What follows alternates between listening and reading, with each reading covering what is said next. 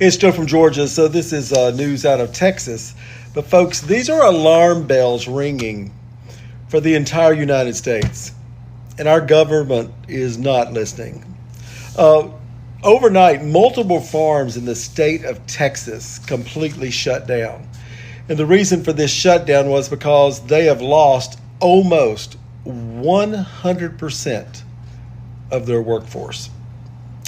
Now, we know this is the result of the immigration raids and stricter enforcement, but the ripple effect is going to be felt all the way across this country. Now, you've got crops that are rotting in the fields. You have livestock that is not being attended to at all. And that takes a lot of personnel. And we're talking, so now we're getting every area of food to include meat. And the communities that surround these farms, those businesses and those people who depend on the income from these farms, it's creating disasters for small communities in Texas. Now, this is not stopping at Texas farms. This is going to end up all the way across America, especially in the breadbasket, the middle of the nation, because they have tons of immigrant help. But folks, the alarm bells are ringing. Your food on your plate is being affected. So you got to think about it. It won't be soon until either prices go ridiculously high or you just won't have any food to buy.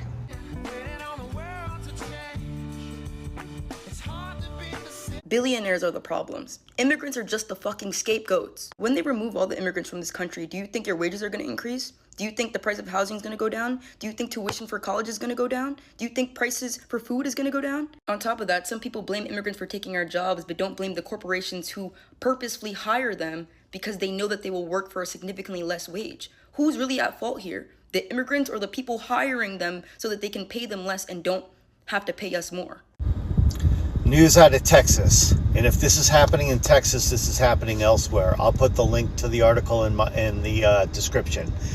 Multiple farms are shutting down due to lack of workers because the entire workforce has basically fled and is in hiding and not showing up for work. Crops are being left to die in the Texas heat. Livestock is being untended to, unwatered, and unfed. There's just no one to do the work. So this is going to lead to potential food shortages because I'm sure this is happening across the country. Most farm workers are questionably documented. No one else is willing to do the work. This is going to lead to shortages, and inflation is going to go back up as we're going to have to import food from outside. Farms in deep red Texas are shut down, and Donald Trump is the reason. Now, as you know, Donald Trump has shifted ICE from focusing on criminal immigrants to going after easier targets such as job sites to pump his numbers up. But farms are hurting because of this, as many of their workers are either being deported or not showing up for fear of being caught up in these raids. And because of this, they're essentially shut down and no work can be done. Just take a listen to one farmer. 3 weeks it started to slow, but this last week or so has been huge. That's when it's like zero people wanting to come out. And yeah, zero people going to work the farms. And while yes, these farmers are in the find out phase, we're all going to be in it because they're talking that our food supply is going to be shut down or have major interruptions. And it's not just Texas, it's California and Washington. We are finding out that yes, immigrants do help the American economy. Immigrants are part of the American fabric. We just didn't realize it till it was too late. Witness News reporter Sid Garcia live at Camarillo, one of the areas that ICE is now targeting workers on produce farms. Sid. And the raid happened earlier this morning, right after dawn. Let's go ahead and show you what it looked like early this morning. The farm workers we had a chance to talk to told us ICE agents arrived this morning here right around 6 o'clock in the morning. We don't know how many people were detained. One of the farm workers we spoke said ICE agents were chasing some of their co-workers who were brought until they were detained. One of the workers Now, one of the workers described what he saw when they arrived to work this morning, and another one was talking about just the anxiety that how it is coming to work, not knowing if, in fact, Ventura County was going to be a target again for ICE agents. The sentiment here was they couldn't believe what they were seeing, but then again, they thought, not surprised that ICE agents were here. Now, in a statement released earlier today to us by the United Farm Workers, here's what the spokesperson had to say. They're taking innocent people who are trying to build their own American dream. This is not law enforcement. It's a campaign of fear against people whose only crime, in quotes, is living and working in the U.S. This is an injustice, and we are calling on our elected officials to speak out and protect their community members. Again, the raid happened about 6 o'clock this morning, we're being told. Exactly how many people were detained and taken away, we don't know yet. We're still waiting to hear back from ICE officials. But the anxiety some of them were telling us, some of the workers were telling us, is real because they don't know if they show up to work, if ICE will be raiding their fields. And now, back to our regularly scheduled program. So let me get this straight. So you deported all of these immigrants. You were snatching kids from their fucking parents, sending them over to El Salvador just to realize that you need them in the country to do this slave work for you? You can't make this motherfucking shit up. And if I was these immigrants, I would leave this fucking country and I wouldn't come back until there's another president in the White House. Don't do this man any fucking favors. After all of the fucking chaos he fucking caused, and now you fucking realize that you need immigrants in this fucking country. Democrats have been saying this from the fucking beginning. All immigrants aren't bad. They help the fucking economy a lot. And you now fucking realize that. Don't stay in this country. Leave immigrants. Don't help this motherfucker out one fucking bit. But let's read it. According to reports, President Donald Trump says a new executive order may be coming to allow certain undocumented immigrants to stay in the U.S. to help farmers. They want you to stay in the fucking country to do the slave work because the YT people think they're too good to get out there, and they think that that's your fucking value. They think that that's all your fucking worth is to work in the fields. Make it make sense. But let's read. He noted that many of these workers have been with farmers for decades and turned out to be great, adding, "We cannot take all of their people and send them back. We're going to have an order on that pretty soon." Like I said before, we already knew that immigrants added a lot to this fucking economy. He was too fucking racist and too fucking ignorant to see it. And his fucking supporters don't even like the immigrants, and they want them out of the country because they're not going to get off their sorry ass to go out there and do the work. And now you want to use fucking immigrants for cheap labor? I wouldn't stay in this country. Leave immigrants. Do not stay here and help him. Get out of this fucking racist ass country until a new president comes in the fucking White House. A time to be extremely alarmed at what is going on in the background of politics.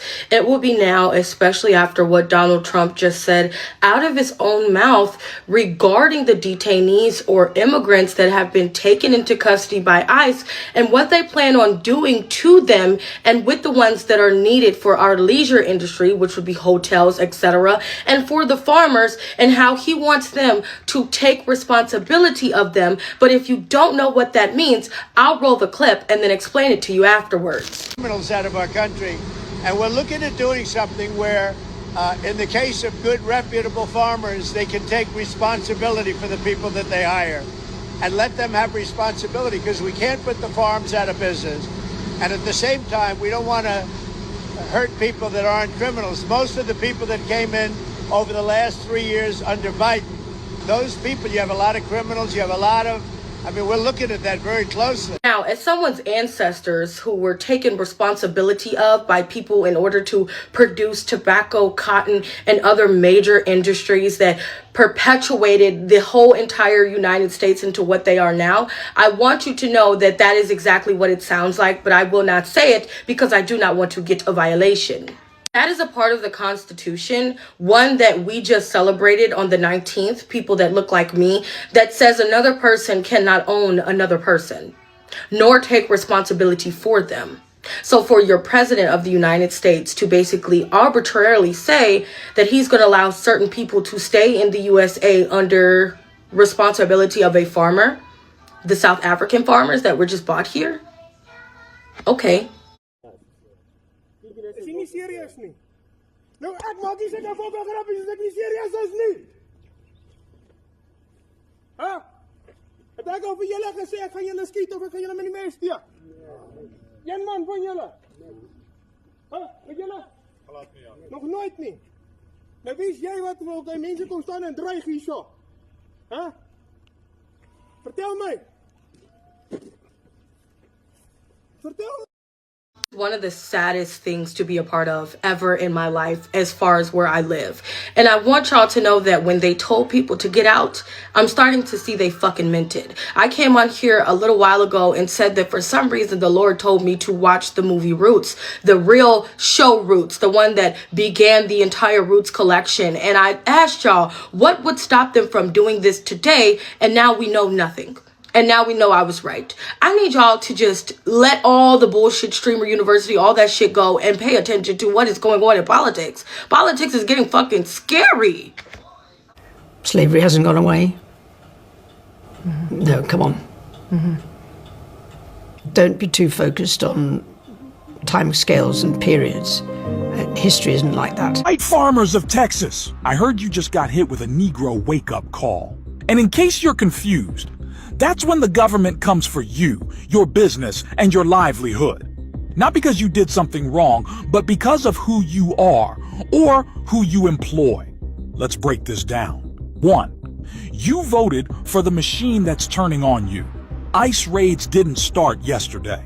You cheered when they hit construction crews, kitchens, and border towns. But now that it's your farmhands, your fields, now it's a crisis? Nah. Now it's consequences. 2. What you're calling unfair is what black folks call Tuesday. You lost workers. We lost land. We lost generations of wealth, trust, and access before we ever had a chance to build it. You're getting hit by the same system, the one you thought only came for them. Surprise, it was always gonna come home. 3. This ain't karma. This is collapse by design. Texas built its wealth on exploited labor, racist policies, and government favoritism. But systems built on oppression don't stay in your control forever. Now you're watching the empire glitch, and you don't know the language because you never had to speak survival. So yeah, maybe it feels like a wake-up call. But trust, Black America's been wide awake. Welcome to the other side. You're not the victim. You're just finally in the room. Damn. Holy hell, kid.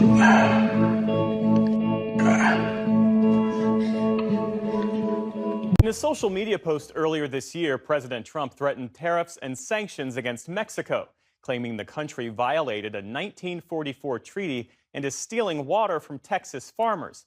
It's part of a long-running dispute over shared water in the Rio Grande River, a dispute that scientists say is made worse by higher temperatures, extreme weather, and a greater demand for water. Stephanie Sy reports from Texas for our series on the impact of climate change, Tipping Point. From Texas State Highway 107 in Santa Rosa, the Rio Grande Valley Sugar Mill strikes an imposing figure. We're in the sugar warehouse. Sugar would fill this entire warehouse as it's being processed. But it sat empty since the mill closed its doors last year. We started disassembly pretty much almost immediately. Tudor Yulhorn is a former sugarcane grower and the mill's last chairman of the board. I don't come out here like I used to with pride that I'm a sugar grower. I come out here and it's sad to see that this whole industry is gone now. Symbolically, it is a reflection of nobody cares about us in the Rio Grande Valley. The closure of Texas's last sugar mill, which once employed 500 people and processed about 160,000 tons of raw sugar annually, coincided with years of increasing water scarcity in the region. The Rio Grande Valley is one of the few places in the U.S. where sugarcane will grow, but it takes a lot of water. Farmers are plowing out cane because no one has any irrigation water. We just got completely choked off by Mexico's failure to deliver the water. That water is owed to farmers here in the Rio Grande Valley as part of a more than 80-year-old treaty that requires Mexico to share some of the water that winds through its land. Signed in 1944, the treaty establishes that the U.S. will release a minimum of nearly 500 billion gallons of water from the Colorado River to Mexico annually, providing water for agriculture in the Mexicali Valley and drinking water for large cities like Tijuana. In return, Mexico will release a minimum of 114 billion gallons of water from the Rio Conchos and other tributaries to the Rio Grande annually, providing water for farmers and residents in the Rio Grande Valley. The treaty stipulates that any water debt should carry over to the next 5-year cycle in times of extraordinary drought. But critics say drought is not the only reason Mexico hasn't upheld its end of the bargain. Mexico is capturing the water that used to flow freely into the Rio Grande. Sonny Hinojosa is a former water district general manager in Hidalgo County, Texas. Since the treaty was signed in 1944, these other 8 additional reservoirs were constructed. He says Mexico's construction of additional reservoirs has allowed them to keep more of the water before it flows to Texas. They've fallen short of their obligations to the U.S. 5 times since the 1990s. Even when a tropical storm filled Mexico's reservoirs with over 700 billion gallons of water in 2022, Mexico didn't release any of that water to comply with the terms of the treaty for the next couple of years. The current 5-year delivery cycle ends in October, but so far, Mexico has released less than 40% of what it owes. Our farmers will once again be faced with shortages. They either don't plant or they plant reduced acreage. That's just the way it is. Across the southern border, the dependence on the Rio Grande's main tributary, the Rio Conchos, has led to desperation. Drought has brought this community in the state of Chihuahua out to a lakeside mass. They pray for rain. The situation is very critical, so we need to ask God to send us the rain. That's the only solution we have for everything. For 30 years, Rafael Betance has been measuring the La Boquilla Dam, which stores water from the Rio Conchos. He says the terms of the 80-year-old treaty are impossible to fulfill these days. The commitments they made were when there were surpluses at the dams, when it spilled over, when it rained a lot. Right now, where do we give them water from? It hasn't rained for 2 or 3 years. That's the problem. The scarcity of water isn't merely due to a lack of rain. Farms in the region have significantly expanded their acreage in the last few years, and aging irrigation infrastructure means farmers there are wasting water. Miles from the dam, farmer Fidel Hidalgo Terrano waters his 5-acre walnut grove for the first time in a month and a half by flooding the field, one of the least efficient irrigation techniques.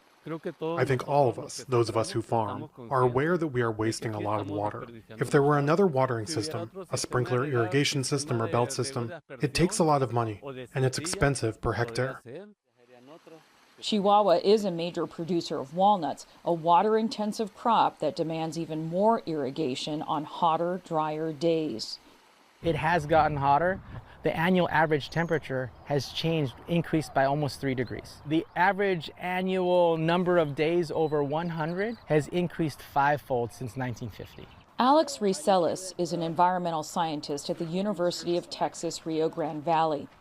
He says the impacts of climate change, higher temperatures coupled with less predictable rains, have strained water resources, as has an increase in demand. The U.S. population has increased by 3 times since 1940, and Mexico by 7 times. So you just have a ton of users, less consistent input of water, which makes it very contentious. Ricelis works directly with local farmers in the Rio Grande Valley to adapt to a new climate reality, one with less water. When you look at climate change predictions where it's only predicted to get hotter and that the periods of drought are predicted to get even more prolonged, and you combine that with the fact that the population is expected to increase, it's pretty grim for agriculture. At Hub of Prosperity, a small off-campus farm operated by the University of Texas Rio Grande Valley, he demonstrates water-efficient farming techniques and promotes a variety of vegetables that can grow in a hotter climate. Farmers are very resilient, they're very innovative, they're coming up with their own techniques that we're helping them, explore. That across the street was an orchard. We were starting to hit that uncertainty of water. For most of his life, Dale Murden has been a citrus grower. He's also president of Texas Citrus Mutual, representing hundreds of other farmers in the state. This is really not what you want a grove to look like. The rough shape of this grapefruit grove illustrates the difficult choices growers are having to make in an era of scarcity. This grove should have already been watered a couple of times this year, and we probably should have had at least two waterings more on this than has, but that's where we're at with limited supply of water or no water. And so you kind of tend to let things go like weed control. Murden watched as the sugarcane industry in the Rio Grande Valley folded, wondering if citrus was next. What does the future hold? If I can't even count on my neighbor giving me the annual payment like we do on the Colorado side, man, it renders me really, really incapable of the ability to plan for long range. Calls from Texas lawmakers to force Mexico to deliver water more reliably have been echoed by the president. In April, Trump raised the prospect of escalating tariffs and possible sanctions, quote, until Mexico honors the treaty. In response, Mexican President Claudia Sheinbaum acknowledged her country's shortcomings and released roughly 18 billion gallons of water. It's definitely on this administration's radar for whatever reason. There's chips in every trade negotiation. If I'm being used as a chip, so be it. At least we're getting the attention. But the attention may be too little too late. That's certainly the case for Texas's sugarcane industry, the first, but likely not the last casualty of this water battle. For the PBS NewsHour, I'm Stephanie Tsai in the Rio Grande Valley. We're going to win so much, you may even get tired of winning. And you'll say, please, please, it's too much winning. We can't take it anymore. Mr. President, it's too much. And I'll say, no, it isn't. We have to keep winning. We have to win more. We're going to win more. We're going to win.